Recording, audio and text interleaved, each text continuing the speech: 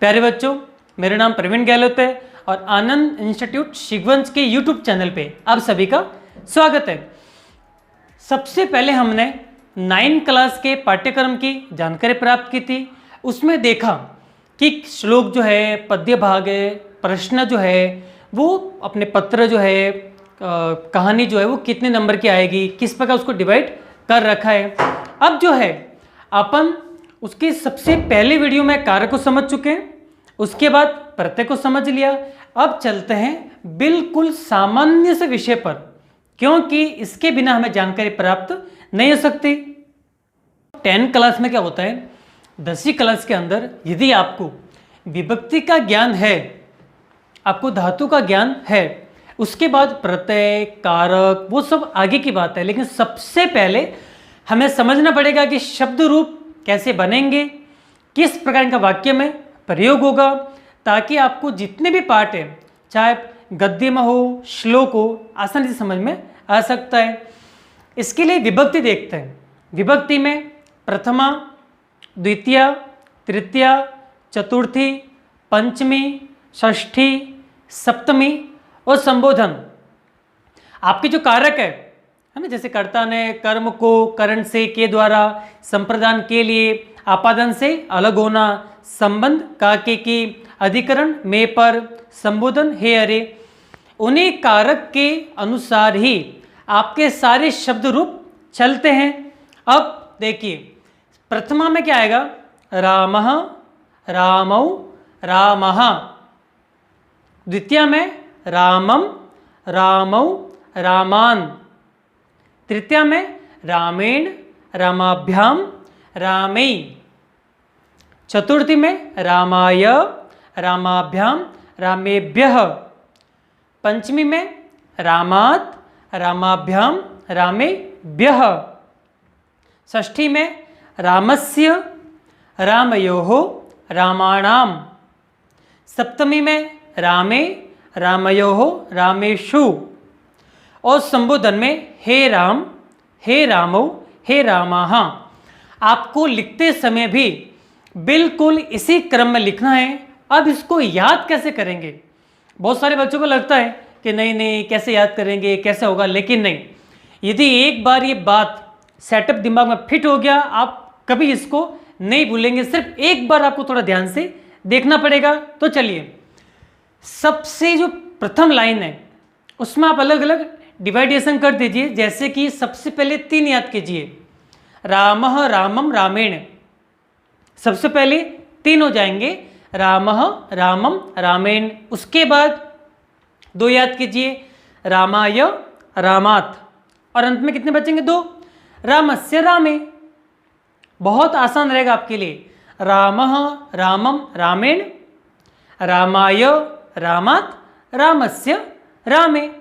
बीच की जो लाइन है, अपना द्विवचन है, वो बिल्कुल आसान है।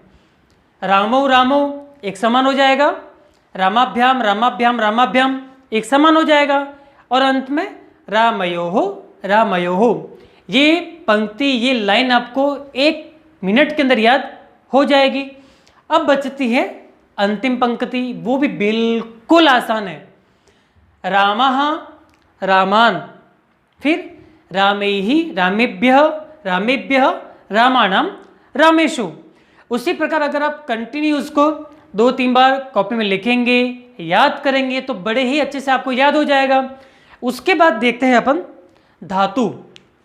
एक बात और, जितने भी राम के समान शब्द रूप है, राम, आम, वृक्ष, बालक, शत्रु, ये सभी आकारांत जितने भी है सब राम की तरह ही चलेंगे। अगर आपने एक क्रम याद कर लिया तो दूसरे क्रम को लिखने में आपको बिल्कुल आसानी रहेगी।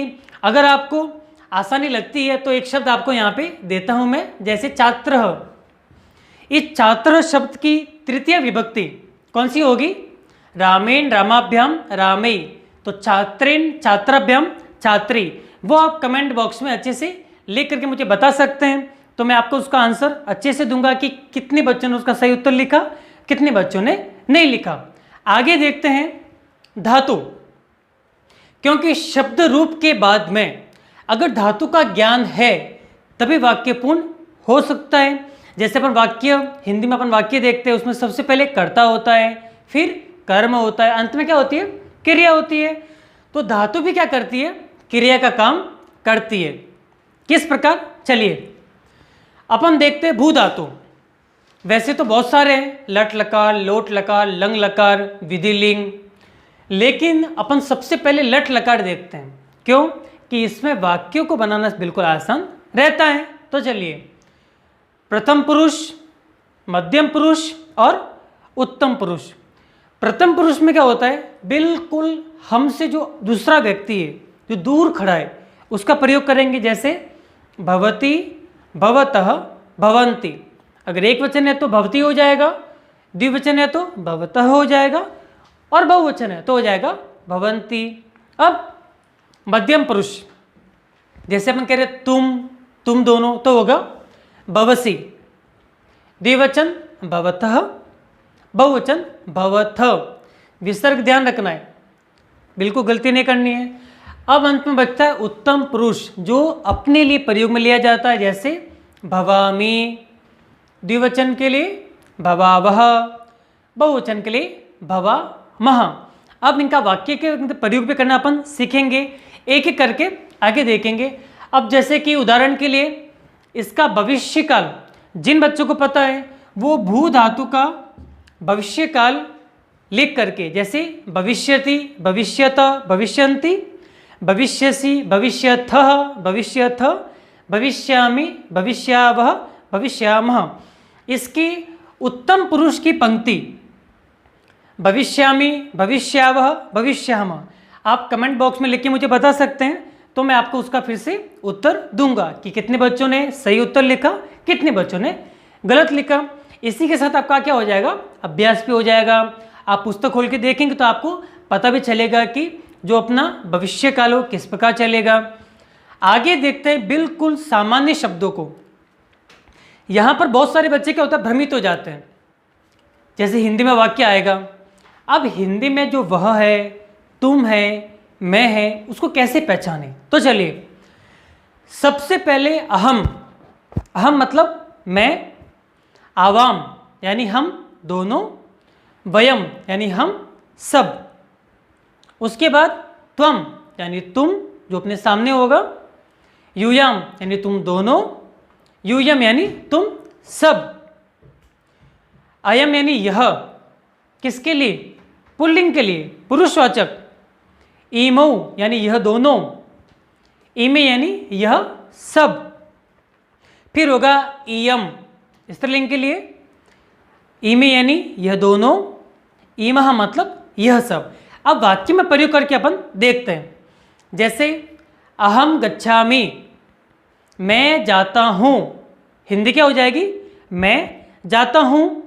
संस्कृत क्या होगी, अहम गच्छामि, हम दोनों जाते हैं, तो आवाम गच्छतः, हम सब जाते हैं तो वयम गच्छन्ति हो गया, गच्छति, गच्छतः, गच्छन्ति। तुम जाते हो तो त्वम गच्छसि, तुम दोनों जाते हो तो यूयाम गच्छथः, तुम सब जाते हो, यूयम गच्छथ। यहाँ पे विसर्ग नहीं आएगा। सबसे ऊपर ये हो गया। अब आयम और ईयम को समझते हैं, थोड़ा सा ध्यान देंगे तो बड़े ही अच्छे से आप समझ पाएंगे। अयम आएगा पुल्लिंग के लिए, जैसे अयम रामः।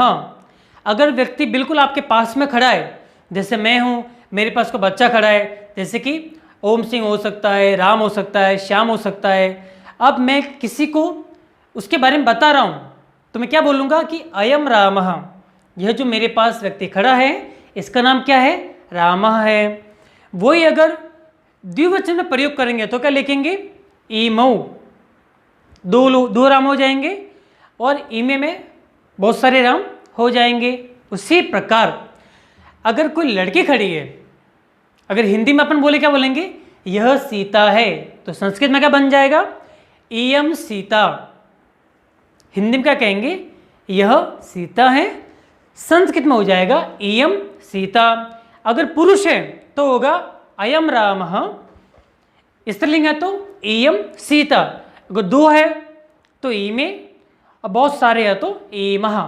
इस प्रकार हम वाक्य को समझ सकते हैं और जान भी सकते हैं। अब अहम के ऊपर और अहम और त्वम इनको लेकर के एक एक वाक्य आपको बनाना है और कमेंट बॉक्स में लिखना है। जैसे अहम गच्छामि, अहम खादामि, अहम स्मरामि, अहम पठामि। इस प्रकार के वाक्य जो भी आपको अच्छे लगते हैं वो आप आसान से समझ सकते हैं और मुझे बता सकते हैं। अब देखना है अंत में वाच्य परिवर्तन। बच्चों ये बहुत इंपॉर्टेंट है, 3 नंबर के अंकों का प्रश्न आता है। करना कुछ भी नहीं होता है आपको प्रश्न के अंदर परीक्षा में बिल्कुल आसान से प्रश्न पूछे जाते हैं और आप उनको बड़े अच्छे से लिख सकते हैं, लेकिन थोड़ा सा ध्यान देना पड़ता है। कैसे? रामः गच्छति, रामः गच्छति। अब रामः क्या है? प्रथमा विभक्ति है और गच्छति क्या है? परस्मै पद है। धातु 2 होती है, परस्मै पद, आत्मनिपद। अगर कर्तृवाच्य वाक्य है तो रामः एक वचन होगा और गच्छति होगा परस्मै पद में। लेकिन जैसे ही हम इसको क्या बनाएंगे? कर्मणि बनाएंगे तो हो जाएगा रामेण। राम की कौन सी विभक्ति हो जाएगी? तृतीय विभक्ति हो जाएगी। देखिए यहाँ पे रामेण। अगर श्याम है तो श्यामेण। उसी प्रकार और जो ती था उसका होगा म्यते। यह है आत्मनिपद। सेवते, सेवेते, सेवन्ते। उसी प्रकार चलेगा यहाँ पे गम्यते, गम्यते, गम्यन्ते। ध्यान रखना है, प्रथमा का हो जाएगा तृतीय विभक्ति और परस्मै पद का हो जाएगा आत्मनिपद। गच्छति का गम्यते। उसी प्रकार सह गच्छति। अब सह क्या है? हिंदी क्या होगी? वह जाता है। अब सह का तृतीय क्या हो जाएगी? तेन। सहताऊ तेन। हाँ, ऐसे तेन और गच्छति का हो जाएगा गम्यते। बराबर है। अहम कथाम पठामि। अहम मतलब मैं, कथाम मतलब कथा को, पठामि मतलब पढ़ता हूँ। अब इसको बनाइए आप कर्मणि में, तो अहम का हो जाएगा मया। इसके लिए आपको अहम शब्द, ये जो त्वम शब्द क्या करने पड़ेंगे? याद करने पड़ेंगे। तो मया कथा पठ्यते। पठामि का क्या हो जाएगा? पठ्यते।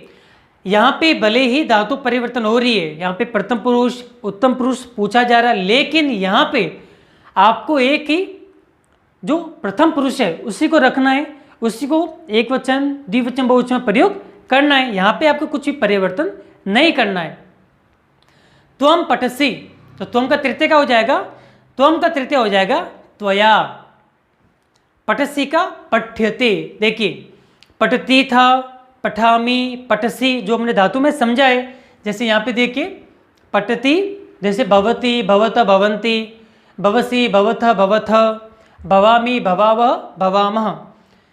इन्हीं में से आपको प्रश्नों में धातु पूछी जाएगी, लेकिन आपको उत्तर के अंदर आत्मनिपद लिखनी है, जहाँ पे हो जाएगा गम्यते, भ्रम्यते, दृश्यते, स्मर्यते। ये सारी धातु को क्या करनी है? याद रखनी है। इस प्रकार हमारा जो वाच्य परिवर्तन है वो क्या हो जाएगा? पूरा। सिर्फ ध्यान क्या रखना है, अगर आपको रामः गच्छति पूछता है एग्जामिनर, अगर यहाँ पे प्रथमा विभक्ति है, यहाँ पे परस्मै पद है, तो आपको सिर्फ करना ये है कि प्रथमा की तृतीय विभक्ति करनी है और जो गच्छति है उसका करना है गम्यते। अधिकतर क्या होगा बच्चों? ये म्यते शब्द ही बहुत बार आएगा, जैसे भ्रम्यते, स्मृयते, दृश्यते, श्रूयते। तो बस छोटी सी बात का आपको ध्यान रखना है, आपके बिल्कुल भी अंक कटने की संभावना नहीं रहेगी। उसी के साथ जो राम शब्द है उसमें आप लता शब्द भी याद कर सकते हैं। जैसे बेसिक सुन लीजिए एक बार। लता लते लताः, लताम लते लताः, लतया लताभ्याम लताभिः, लतायै लताभ्याम लताभ्यः, लतायाः लताभ्याम लताभ्यः, लतायाः लतयो लतानाम और लतायाम लतयो लतासु। हे लते, हे लते, हे लता। इसको पुल्लिंग शब्द राम को और स्त्रीलिंग शब्द जो लता है या जो रमा है उसको आपको अच्छे से याद करना है। उसी के आधार पे आपको ये सारा याद हो सकता है। अन्यथा जितनी भी पुस्तक होगी अपनी लिखते समय, बोलते समय बहुत सारे हमारे क्या होगा? अशुद्ध उच्चारण होगा।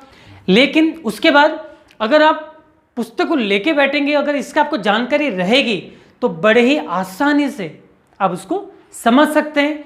आपको अकेले बैठ के भी आप पाठ को बढ़िया से पढ़ पाएंगे। एक बार समझाने के बाद आपको बार बार समझाने की आवश्यकता नहीं पड़ेगी, जो आपके लिए बहुत ही अच्छा रहेगा। घर पे किसी के भी साथ आप समझ सकते हैं। अब जो है शब्द रूप, धातु रूप में अयम, अहम, त्वम, इयम, इमे और जो वाच्य परिवर्तन है, इनको ले करके अगर आप सम्यक अध्ययन करेंगे, इन सभी शब्दों को, सभी जो भी आपको समझाया जा रहा है उसको आपको कॉपी में उतारना है।